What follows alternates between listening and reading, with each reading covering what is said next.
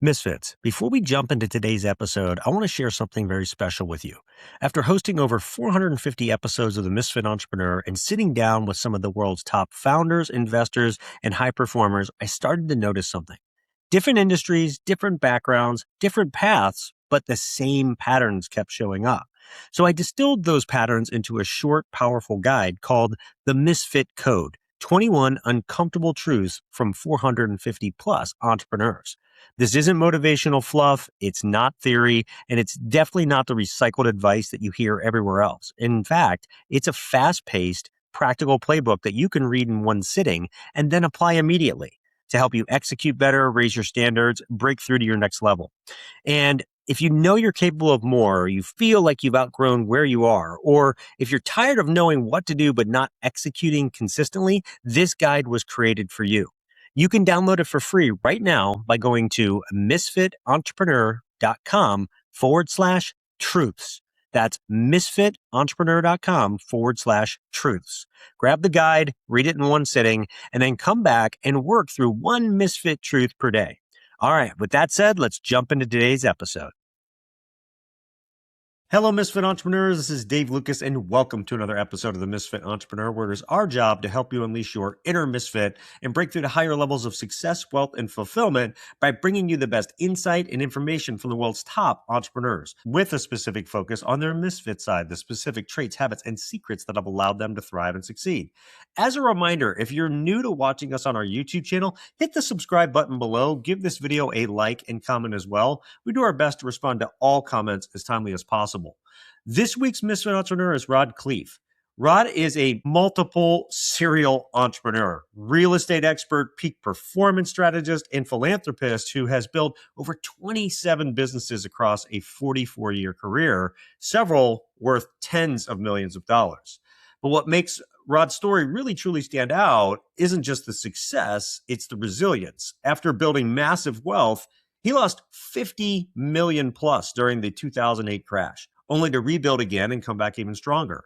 So from humble beginnings as an impoverished Dutch immigrant to becoming one of the country's top voices in business, mindset, and real estate, Rod has lived through both extraordinary wins and what he calls his seminars, which we're going to talk a lot about today, is termed really for failures that teach the biggest lessons. And so today he's passionate about helping others develop the mindset, the psychology, the systems needed to thrive in business and life. And he's impacted millions through his podcast training and his philanthropic work with the Tiny Hands Foundation.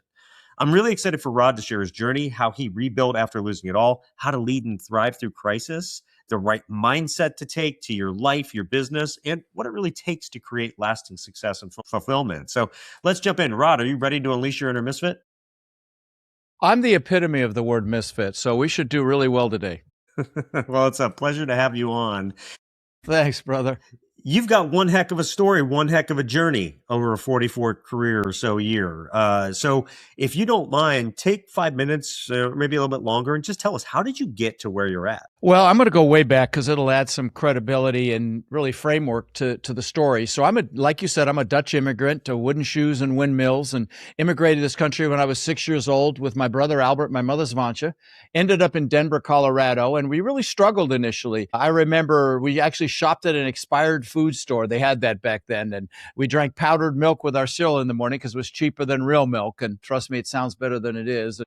And I wore clothes from the Goodwill and the Salvation Army, hand-me-down clothes, all the way through junior high school till I lied about my age when I was 14 because I was tall and got a job at Burger King because you could be 15 to flip burgers there. So I could buy my own clothes and then ultimately buy my own car. And I know you've probably got listeners that had it harder than I did, maybe even have it harder now with, AI displacing jobs and things like that in the economy. But I knew I wanted more. And luckily, my mom had an incredible work ethic. So she babysat kids so we'd have enough money to eat. And she was quite an entrepreneur with her babysitting money. So she invested in the stock market successfully, and she also invested in real estate. And her first real estate acquisition was the house right across the street from us. She bought when I was about 14 for around 30 grand. Then when I was 17, she told me she'd made $20,000 in her sleep. And I'm like, what? You made 20 grand? You didn't do anything? Now, this is when 20 was a lot of money, okay? This is 1977. And I said, screw college. I'm getting into real estate. So I got into real estate. Well, my first year in real estate, I made about 8 grand. My second year, 10 grand. But my third year, I made over $100,000, which back in 1980 was some pretty decent money. And so what happened between year two and year three that caused me to 10X my income? Well, what happened was I worked for a guy who taught me about the importance of mindset and psychology, how really 80 to 90% of your success in anything is just that, your mindset and psychology. Only 10 to 20% is the mechanical stuff you and I talk about on our podcasts. So fast forward to today, I've owned over 2,000 houses that I've rented long term. I own thousands of apartment units now. I'm also buying senior housing. In 2006, my net worth went up $17 million while I slept. And you might say, wow. I said, wow. And I got a head so big I could barely fit it through a door. And like you mentioned earlier in my intro, I thought I was a real estate god. And when that happens, God of the universe will give you a nice smackdown. And that was my $50 million, conservatively $50 million loss in 2008 and 9. And so what I'm known for talking about is the mindset it took to have 50 million to lose in the first place. And really probably more, as importantly, at least maybe more importantly, the mindset it took to recover from that to the success that I'm blessed to have today. So that's my story in a few seconds here. Well, that's perfect. And it's the segue into what, the main thing I want to talk to you about is the mindset and psychology side. This is something that for me has made all the difference in my life. It's, I was fortunate early on, about 19 years old, to really figure out and understand my conditioning and change it to the things that I wanted, which helped spurred my success in a lot of ways. And, has made a big difference in something I'm been on in a way, kind of a crusade to help others with for 25 plus years. And so, let's start there. In 2008, like you said, conservatively 50 million, right? So you had all this. Obviously, the market turned, and that's where the loss came from. What was the mindset and psychology that got you to where you had that type of portfolio real estate, and then what it had to change? What were the first 2 to 3 actions that you took after the loss that really allowed you to rebuild? Well, I will tell you, it's the same actions that I took after the loss that I took to have it to lose in the first place. Okay, and the first thing is I realigned with my goals. The first thing you have to do if you want anything is you've got to be clear on what it is that you want. So, for example, if you attend one of my boot camps, the first thing we do is goal setting on steroids, because how do you get anything if you don't know what it is? You've got to create that hunger, that burning desire that Napoleon Hill talks about in his book Think and Grow Rich. You got to want it. You got to want it bad, because that's how you push through fear and push through limiting beliefs to actually get it. You need to know what it is you want and why you want it. So, that's the first thing we do at my boot camps. And by the way, I did a goal setting workshop. It's on my link tree. Even if you're not, I teach people how to buy real estate. Just if you don't know who I am, I teach people how to buy commercial real estate, apartment complexes, things like that. But even if you're not interested in that, here's the sad reality, Dave. People spend more time planning a freaking birthday party than they do designing their lives. Doing your goals is designing your life. So if you go to my link tree, it's rodslinks.com. At the bottom is my goal setting workshop. I'm not going to try to sell you anything. There's a guide there you can download. Do it. Have your spouse do it. Have your kids, if they're over 10 years old, do it. Design their lives. You'll leave so motivated, you'll be coming out of your skin. It takes about an hour. But it starts with goals, Dave. You've got to know what it is that you want. And so that's what I did back then when in about late 2008, early 2009, I reassociated with my goals.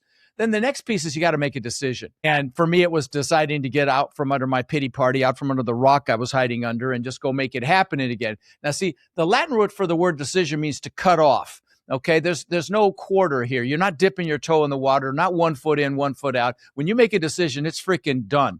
So a great analogy for a real decision is if you're going to attack the island in battle, you burn your ships because you're taking their damn ships home. That's a decision. It's done, right? So that's the next piece is you've got to make a decision. And then after that, you've got to take the first step. And for me, it was like, okay, get back up. And I started another company. But sometimes that the most important decision in your life is to take that first step. And especially for analytical people that, and I love you, you're some of the most successful students that I have, but you also know how you have to check off every box before you make a move. Sometimes you can't do that. Dr. Martin Luther King said, you don't have to see the whole staircase. You take the first step in faith, the next step will be revealed, but you got to take that first step. And, for those of you that are analytical or fear failure, I would tell you, here's a great analogy for that. You can drive all the way across the United States at night with your headlights only seeing 50, 60 feet in front of you, and you know you can make it. You know there are people have done it before you. You may have obstacles, but you can make it. It's the same way with any endeavor you go after. But you got to take that first step. Don't fear failure. No, you mentioned that I call my failure seminars. By the way, it's been 29 businesses now. And not that we're counting, but I did count a couple of years ago, and my bio must be dated. Anyway, I'll make sure we update it for the show notes. I don't care. But anyway, several were tens of millions of dollars, and most were spectacular, flaming seminars because we fail our way to success. Don't fear failure. Fear regret. That's what I want you to fear. Okay. If you're thinking, oh, I'm afraid to fail. Now, I've failed so many times, you can't even, like I say, we lose count. So fear regret. There was this nurse in Australia. I don't know if you've heard about this, Dave. Her name was Bronnie Ware, and she was a hospice nurse. So she took care of patients when they were about to die, and she asked them a question. And the question was, do you have any regrets? And she wrote a book about it. It's a bestseller, something like The 5 Regrets of Dying or something like that. You know what the number one regret was? Not living the life I could have lived, living someone else's life, not doing what I know I'm capable of. Fear that. Don't fear failure, right? I could keep going, but but there's a couple things from that. I think, if anybody's listening to this show, even for several episodes, you've heard me say most people don't get what they want because they don't know what they want. And to your point, most people have never sat down on a Friday for 2 hours and just asked themselves with a pen and paper, what do I want? And then challenge themselves, why do I want it? And get to the root of what it really is. That one exercise, like you're using your goal setting workshop or just even doing that will bring immense clarity in your life. And so that makes, hearing what I love about this show, doing hundreds and hundreds of episodes over time with successful people like yourself, is you start to notice patterns. You start to notice consistencies across them. And that is one of them, right? The other thing that you talked about too is the same thing that got you there is what you did to rebuild. And that's another thing that I think is really a key thing. Once you understand the process, it's almost like lather, rinse, repeat, right? You can follow the same steps over again. And then the last thing that you also said that I think is a key thing too is you gave that example of the headlights, right? You can drive across the country. Well, why do people know that and trust that, right? They know because people have done it before. It's like Roger Bannister in the 4-minute mile. Once he broke it, within a few months, 10 other people had broken it. Why? Because they believed it. Now they believed it was possible.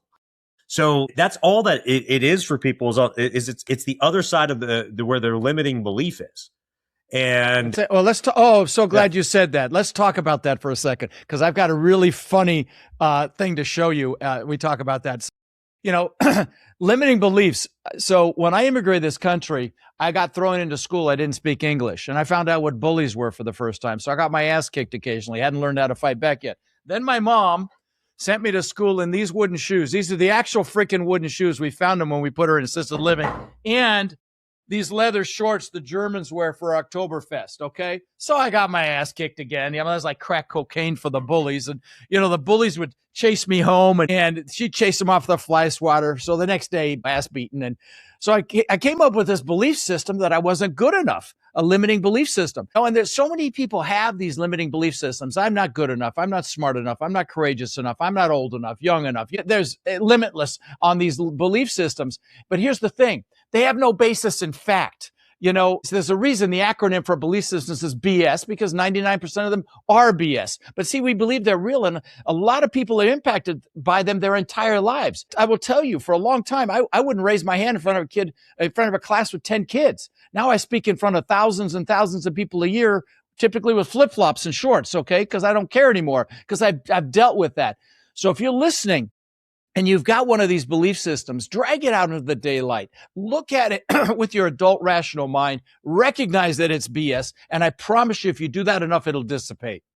I'm sorry, I had to interrupt when you said belief systems. That's exactly it. Most people, and this goes back to what I mentioned in the beginning about conditioning, because most people never even stop to even ask, where do my thoughts come from, my actions, my reactions, my automatic impulses to whatever happens in my life, right? Most people, if you go about your day, you're not thinking, you're just reacting. Where does that all come from? It comes from that conditioning that literally started from, I always say, look, nobody comes out of the womb with a clean slate. It's not like you were born and hey, beautiful baby, too bad he'll never make more than 25,000. That's where he's set. It doesn't work like that, right? It's, it happens because of the influences in our lives. parents, family, friends, media culture, specific situations, things like that. School, a lot of those things shape what become those automatic beliefs and reactions and things that we just do in our lives. A lot of it's good, right? You mentioned your mom and a lot of the lessons. In fact, you got into real estate because your mom had success in real estate. With that's an incident or modeling, that you did from her. So there's a lot of great things, but there are things that we pick up that can really be debilitating to our potential. And until we learn and to sometimes they're recognize them and change subconscious. them, Yeah. it is. It's all subconscious because you don't Well, even, sometimes you know. Well, Go ahead. sometimes you're aware of it. Sometimes if you think about it, you're aware of it. Yeah. But a lot of times it's subconscious, so you're not aware. But if you are aware, for God's sakes, drag it out into the daylight, look at it rationally, and it'll dissipate. I promise. It did for me. Yeah, and So, that's the question, because that was the epiphany I had, right? Awareness becomes the catalyst for change in anything. And at 19, that was it. I had something happen, and it caused me to basically look back and say, why do I think that way? Right? Where did that come from? And once I realized, like, I never chose that for myself, and I made the decision, as you mentioned earlier, to choose what I wanted to believe for that specific thing in my life, everything changed. Now, it doesn't mean that. Well, it's impressive. Impressive you're able to do it when you were 19. I'll be honest. A lot of people don't get it that early.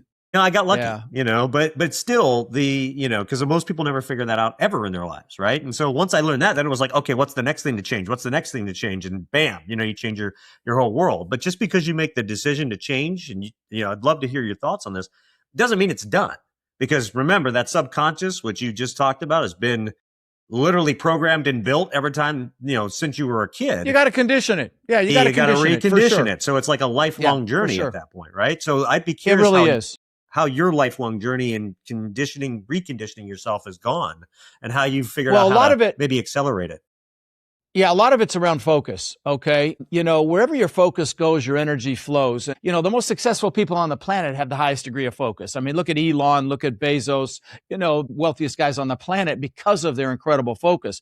So here's the thing, though. Whatever you focus on gets larger, both positive or negative, okay? And I'll get people call me and say, how do I get out of student loan debt? I'm like, wrong question. How do you make so much money that debt's irrelevant? It's the question you should be asking. They asked Mother Teresa if she was anti-war. She said, no, I'm pro-peace. I mean, you get it. My podcast, it's the largest real estate podcast really in the world at this point for commercial real estate. And I'm I'm over 30 million downloads, which doesn't sound like a lot, but it's for my niche, it's very good. But I listen to two podcasts. There's a reason I'm bringing this up. I listen to two podcasts, Joe Rogan and Tim Ferriss. I try to get both sides of the aisle. I'm definitely on one side, but they get 30 million a week is the reason I brought it up. But anyway, so on Tim Ferriss's show, he interviews the best of the best in the world, the best athletes like swimmer Michael Phelps, NFL, NBA players, actors like Hugh Jackman, Ed Norton, Arnold, billionaires like Ray Dalio, heads of the biggest companies in the world like Zuckerberg, and he deconstructs their success. And it's fascinating conversation. But I started to hear a pattern, and we even evaluated it. 85% of them meditate. What does meditation enhance? Focus, right?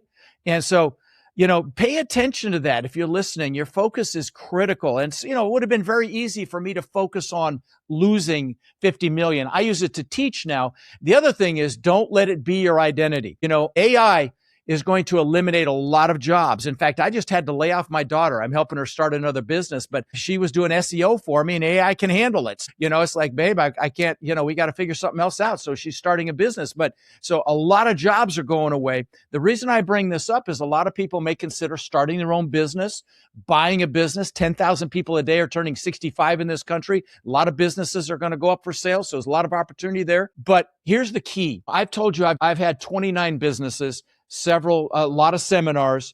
I've never allowed my businesses to be my identity. Okay. Your business needs to be your vehicle. If it's your identity, you're a failure if it fails. If it's your vehicle, okay, that didn't work. But people kill themselves when they make it their identity. There was that Bitcoin guy that shot himself in his Lambo less than a year ago, and people jump off buildings and stuff. So don't let it be your identity. And again, pay attention to what you're focused on, because that's what you're going to get. Positive or negative. You agree with me? That last just kind of minute there, if nobody takes anything else away from this episode, please take that, because it will make all the difference in your life. So that is amazing wisdom. In fact, I've got one more question on this mindset. And you mentioned AI a couple times. Me being in the tech space, I want to talk a little bit about that too, and some of the things that I'm seeing as well, and get your thoughts. Okay. So we'll take just a quick break. We'll be right back. Misfit entrepreneurs, I want to tell you about an amazing resource that will have tremendous impact on your business and your revenue. I have used this solution in multiple businesses and it has made an incredible difference. Let me start by asking you something. Do you know how much it costs your business when just one salesperson doesn't step up to deliver? Do you really know? The cost can easily exceed 6 figures for just one bad hire, not just from the time, effort, and resources in hiring them, but from the lost business and downtime as well, as you have to go find a new salesperson and everything surrounding that. And the last thing any growing business can afford is to have a failed hire, especially in sales, the revenue driver for the company. But what if there was a way to know someone checked all the boxes of a great sales hunter and closer before you ever hired them? That's the solution that I found from a company called Sales Drive. They have created a solution called Drive Test. It's a powerful hiring tool that separates high-performance salespeople from pretenders by measuring the most critical personality trait needed for success in sales: drive. Drive is composed of 3 non-teachable traits shared by all top producers: the need for achievement, competitiveness, and optimism. And knowing who has drive before the interview dramatically increases your chances of selecting salespeople who will produce for you while avoiding those costly bad hires. I've used the solution and it works. In fact, it works so well, I've referred them to every company that I work with. And they've created a very special offer so that you can try them for free as well. You can get a free drive test assessment today at www.misfitentrepreneur.com/sales drive. That's misfitentrepreneur.com/sales drive, all one word. Start using the drive test in your hiring and never hire a bad salesperson again. Okay, so Rod, one more thing we've talked a lot about mindset. We've talked a lot about condition. We talked a lot about, how to handle, the different things in life with, your mind so you can overcome and adapt and do that. You've experienced both. I'm curious, and I think it kind of goes to your last thing about not making your identity essentially your business or what you do, but your business, your identity. Yeah, exactly. Yeah, don't combine them. Don't combine them. It's a separate thing, right? I'm curious, what would you say is the difference between achievement and fulfillment? Oh, that's a fantastic question, brother. And I'm going to give you. Might not be the short answer you were hoping for. So when I moved to Denver, I knew I wanted to live on the beach. And of course, there's no beach in Denver. And I would visualize palm trees and surf and sand and beach. And 20 years later, I built this incredible, what's now, I don't know, a $10 to $12 million mansion on the beach. I owned the beach on one side. I had my boats on the backside. It was called a Gulf to Bay. It was a slice through an island, which was unthinkable when I was 18. So again, if you do your goals, don't limit yourself. Take the lid off your brain. And I hope you'll join me in that session that I teach, because it'll really motivate you and I'll help guide you. But regardless, this house is magnificent. Giant waterfall, second floor balcony into the pool, big spiral staircase up through the middle, wine cellar, elevator. On the second floor, I had aquariums built around the staircase that cost me almost $200,000. So this gives you an idea of the house. 2 months after I moved in, I floating in the pool at night. I'm looking up at this testament to my ego. I had the Lamborghini, the Maserati, I've had all this stupid shit that I thought was important. My family's inside sleeping. And so I'd worked for this for 20 years. 2 months after I moved in, I'm floating in the pool and I got depressed. And I don't mean a little depressed. I mean, I got really depressed. I'm like, what the heck's going on here? I've just achieved success like times 10,000. And it's a long answer to your question, but it's an important answer. So there are 3 things happening. One is you should never achieve a big goal without having other goals lined up behind it. Like the good book says, without a vision, the people perish. I didn't have a vision for the future. So that was number 1. Number 2 is it's never about the goals. You need them to create that burning desire and that hunger.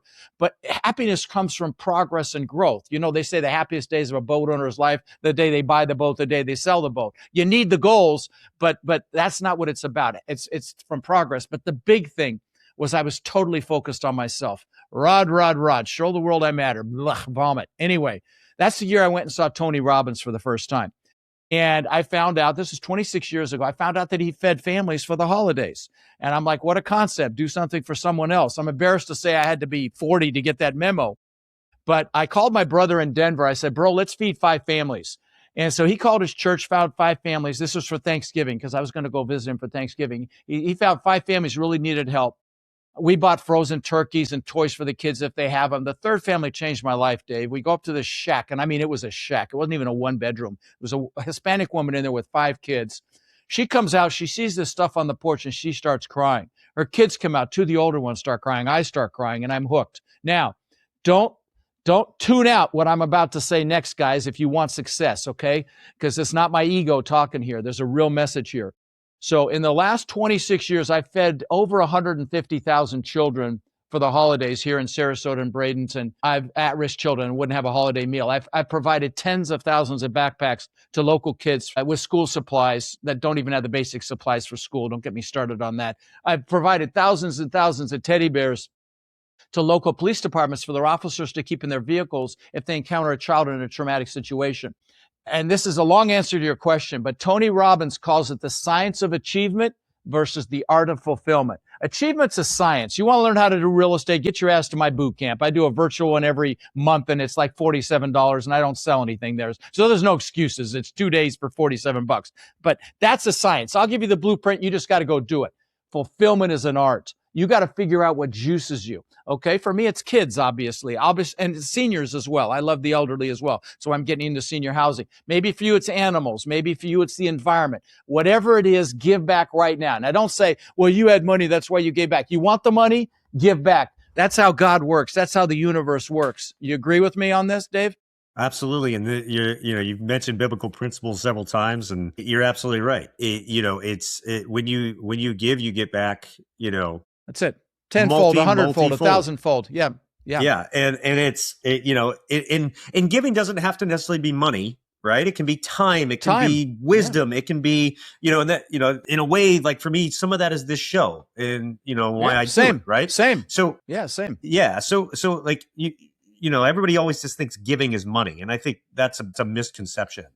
So good points on that. Yeah, I teach too, and that's giving. I have my coaching program. I mean, I'll brag for a minute. My students now own, we believe, 300,000 apartment units, which just blows my mind, and every other commercial asset class you can think of, and that's, to me, that's giving as well. I mean, they did the work, but I still certainly played a role in it. Well, but you helped show them the way, and think about all the lives that have been impacted for that. Right. Every business I've built, I don't just look at it's not just the customers that are impacted, their lives are impacted and that of their families, but like everybody that works in the business. Like I'm responsible for the livelihood for them. It's the decisions as the leader that I make in conjunction with them.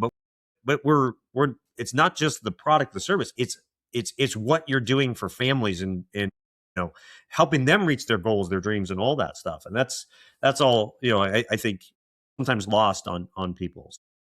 Yeah, for sure. All right. Well, speaking of that, right? I've been in tech a long time. Been fortunate to build a number of software companies, exit several, and some big numbers, all that fun stuff. AI is here, and I don't know. Did you see the Citrian research report about 2028? Have you seen that? No, I haven't. I haven't. I've seen some reports around job loss and what they anticipate. I'll share it with you when we're done. In fact, I'll put a link to it for everybody. Thanks. So I run high-end masterminds for high net worth individuals, and we talk about this stuff because we're always looking at, because we do a lot of investing side, because everybody knows I own, for 20 plus years, I've owned an investment education business. And so we're always looking at, okay, what's the future look like? Because the market, changes and basically is trading on the future. And so we've seen a lot of interesting things over the last few months, and you've probably seen this too. So about a month and a half ago, all the software companies got creamed in the market. We're talking like Salesforce losing almost half its value and everything else, right? Why did that happen? Well, Anthropic, who owns Claude, came out with an AI agent that can basically act as a person to do a lot of the duties inside like a Salesforce.com or a HubSpot or any of those. And the challenge for those companies is they price by the seat. So if I've got one agent that can do 15 seats worth of roles with one seat, I don't need to buy 15 seats.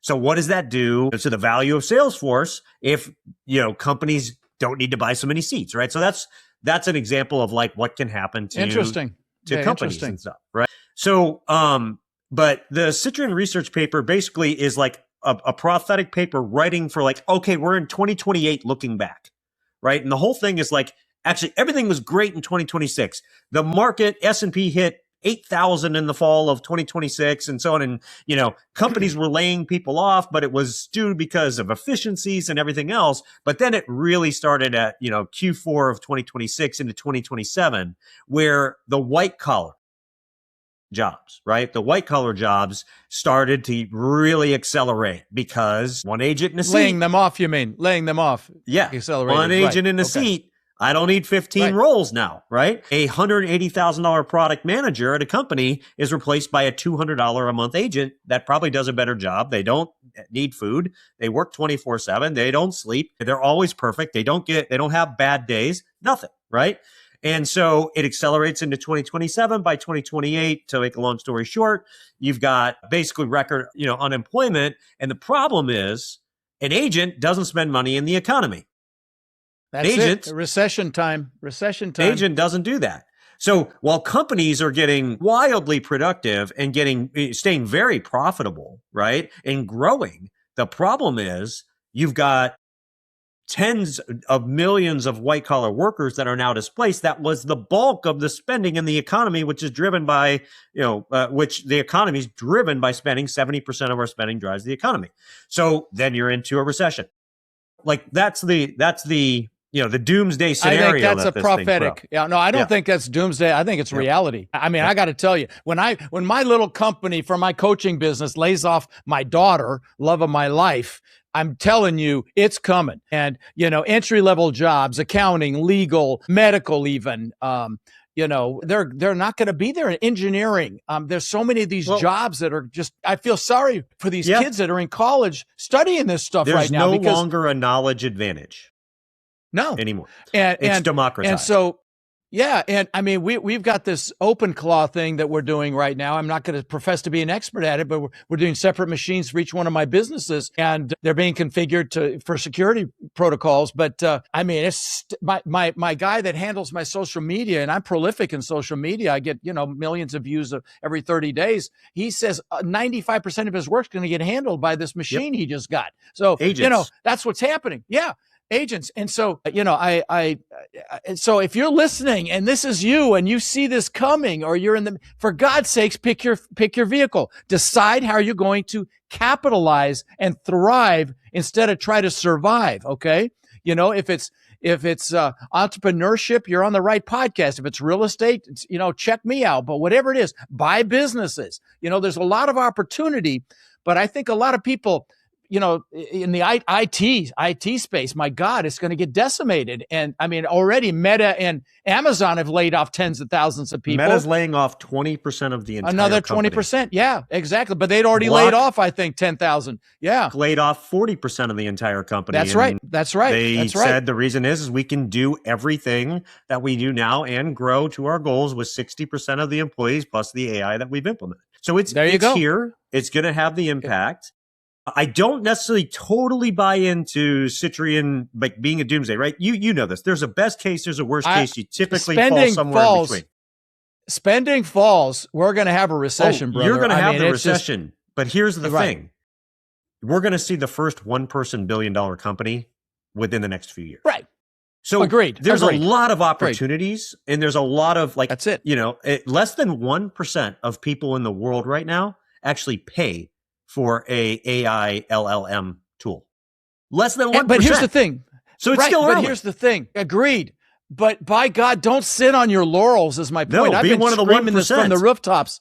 Fine, exactly. Figure out what you're going to do to take advantage of this and not get hit. If your job's on the line or you're in school and you're studying for something that's not going to be there, for God's sakes, don't hide your head in the sand, because a lot of people hide their heads in the sand. They're afraid of change. Don't be that person is what I'm trying to get people to hear. You're absolutely right. In fact, my daughter's 13. 5 years from now, she'll be graduating high school. I told her the other day, I said, look, honey, I said, I don't know what the landscape's going to look like at that point. I know it's going to be drastically changed. And going to college may not actually be worth it unless you're going to be very specialist, like a very specialist doctor. Even then, you're going to be using robots to do the surgeries anyways.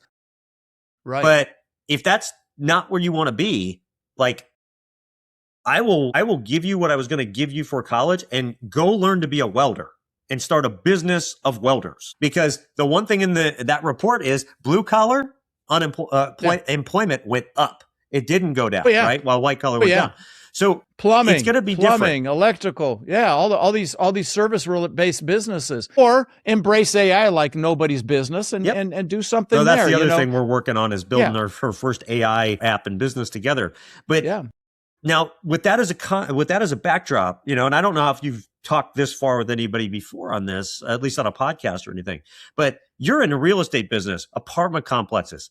You're probably class A, which is a lot of white collar workers. No, actually, no, like I'm not. No, I'm not no. actually. No, Okay. I'm class B. Okay. I buy C assets in B markets, B assets in A markets. But no, rents are going to get hit. But here's the thing. What happens? The government will have to step in, okay? When COVID hit, shopping centers didn't get rent relief. Offices didn't get rent relief. Right.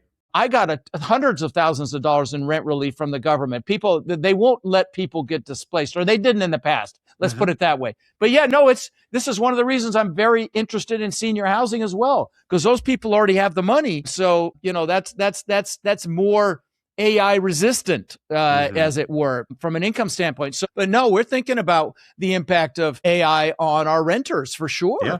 I mean, you'd be naive not to think about it. Yeah, you've been naive not to think about it. So, but luckily, I love A assets, but I'm not in any. But they are going to get hit. There's just no question they're going to get hit. It's inevitable. It's inevitable. You may see some in B depending on the markets and stuff. Yeah, for sure. And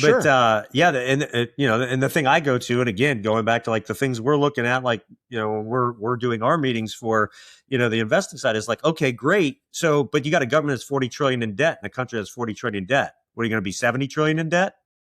Yeah. Then you've got the universal basic income stuff that comes in that Elon talks about. Listen, you're in it's a scary. It's a little sobering. The next 5 years. Yeah, it's sobering. It's sobering. At some point that piper's got to get paid. And maybe they go digital and wipe out the debt. Who knows? What the solutions could be, but. If it becomes a military related situation, I mean, we could go down that rabbit hole, and it's very sobering. We're in one now as we do this podcast. Well, sure. I don't know that. I think they've been decimated for the most part, but we'll see. Yeah, it's fun. I enjoy talking about it. I don't know if the listeners are going to enjoy listening to it, but it's very, and then there's that whole argument, is AI going to wipe us out? It's like, we don't need humans, so, there's that too. So we could, a lot of different directions you can go with this. I know where we are right now. It's a crazy time. All that stuff. Yeah. You hear about, go ahead.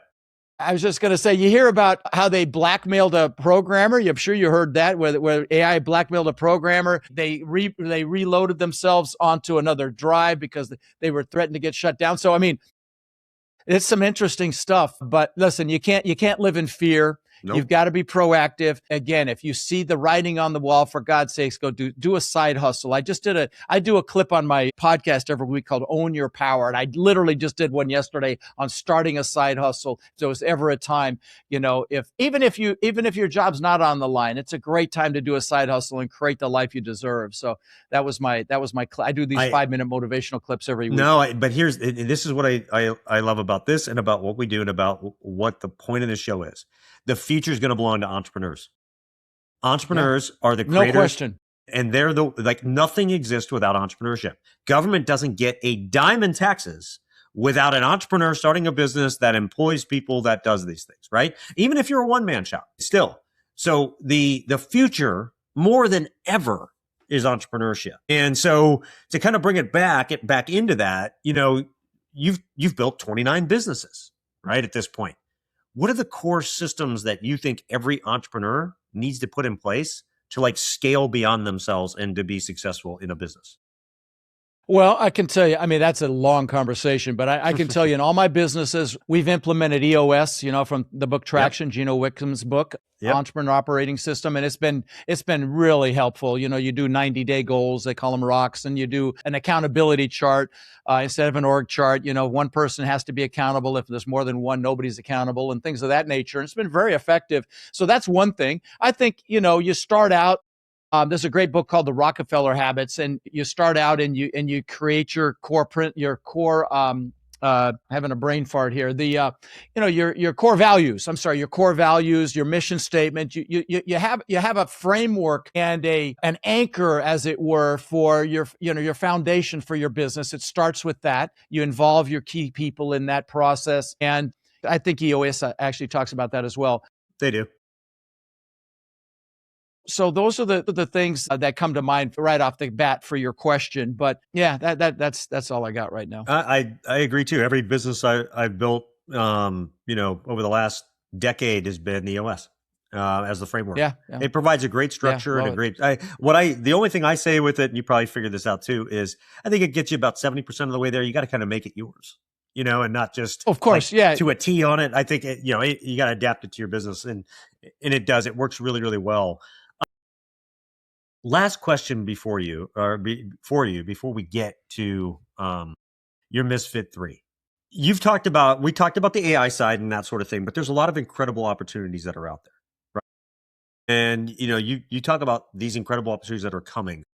Like, if you had to pick one or two areas, to like verticals, whether it's real estate, things like that, over the next 5 to 10 years, like where, if I'm an entrepreneur listening to this going, all right, I'm going to become the $1 man billion-dollar company, or I'm an employee somewhere. And I'm like, you know what? It's time for me to start the side hustle. Like, where should entrepreneurs be going to capitalize on that? Well, throw it in the large language model and ask them. And I will tell you what, I did just that.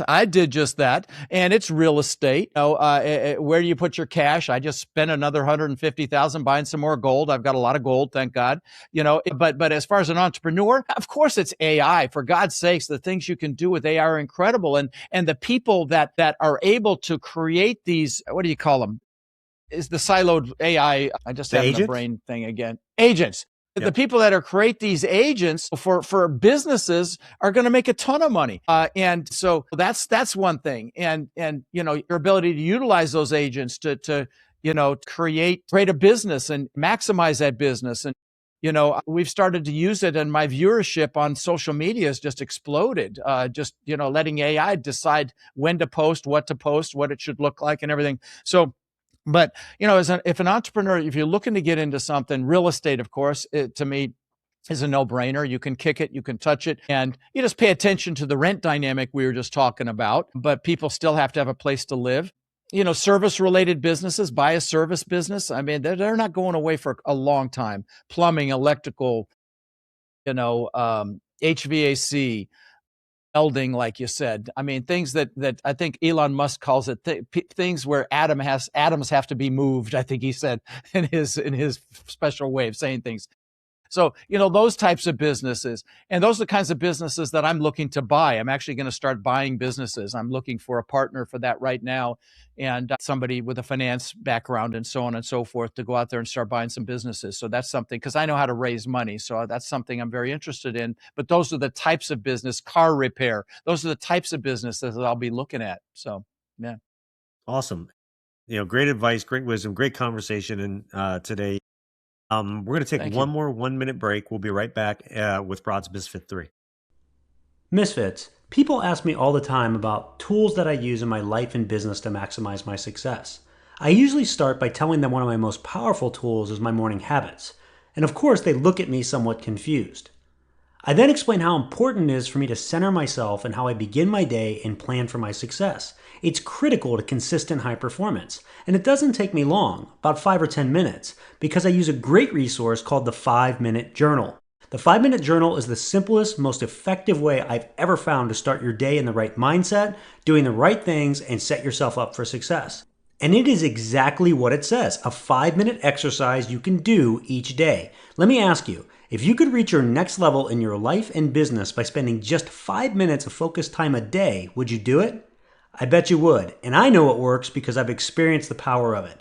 And you can get your 5-minute journal simply by going to www.misfitentrepreneur.com/journal. That's misfitentrepreneur.com/journal. Do what I do. Use this amazing resource to give yourself an edge in your performance and your success. Get your 5-minute journal today. Okay, it's time for Rod's Misfit 3. These are the 3 things that he wants you to take that you could put in your business, your life, make a difference for yourself starting today. And I always say the same thing to every guest that comes on the show. I say, hey, look, if you're going to leave this earth tomorrow and you can only leave behind your 3 best pieces of wisdom to help the generations that come after you live their best life, what are those 3 things? So, Rod, what are your Misfit 3? Okay, well, I've noticed in my students that the most successful students are the ones that change their story and then just take massive freaking action. Everybody has a story why they can't do something, and 99% of the time it's BS. Excuse me.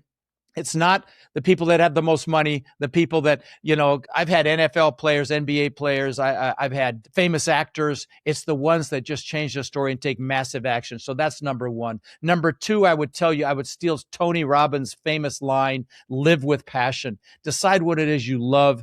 Figure out what your purpose in life is. Play there, because when you're playing to your strengths, you're passionate. You never work another day in your life. So experiment, get curious, see what you like, and play there. Third thing is manage your health, for God's sakes. I'm 66. I work out every day. I biohack. I do all these things to keep my energy up. The health for me is about energy, because to create a side hustle, to go out there and kick ass and make things happen with a family, with kids, with soccer, with church, you've got to have energy. So those are my 3. Rod, that's an excellent Misfit 3. All 3, so important for life, business, everything. It makes a huge difference. If people do want to learn more about you, where should they go? Yeah, go to Rod's links, Rod's plural, links plural.com. That's my link tree, my goal setting workshops there, my boot camps there. Like I said, it's $47. I don't sell anything for 2 days of training. It's virtual, so you can do it at home in your underwear. So there's a bunch of free books there, and including my best-selling book, which you can get there. And so yeah, that's the place. Rod's links is the best place.com. Rodslinks.com. My podcast link is there. Yeah. We'll link to that in the show notes too, so everybody can find it. The best show notes in the business, for reasons I will talk about more in a second. No offense. But for those of you that are new to the Misfit Entrepreneur, it's your first episode with us, welcome. It's such an honor to have you with us. And I hope you become a regular subscriber or watcher of the show. And for all of you that are with us week in and week out, I cannot thank you enough for your support. You are what makes this go in over 100 countries every single week. So thank you, thank you, thank you. And go out and check out the show notes of this episode. They are the best in the business. Why? Because I do them myself. I go back through these episodes every single week as part of my regular personal growth routine, my habits, and I pick the best pieces of wisdom and insights and things from great guests like Rod, and I share those with you. So go check those out. And then go out and give this episode a rating and review, like and comment on it. Help share Rod's message. We all know this. I say this in every episode. One great episode can change someone's life. Maybe something that Rod shared today was that missing link you were looking for to get to your next level. So share this with others. And again, Rod, thank you so much for coming on, sharing all your wisdom and insight. Thanks, Dave. It's a lot of fun.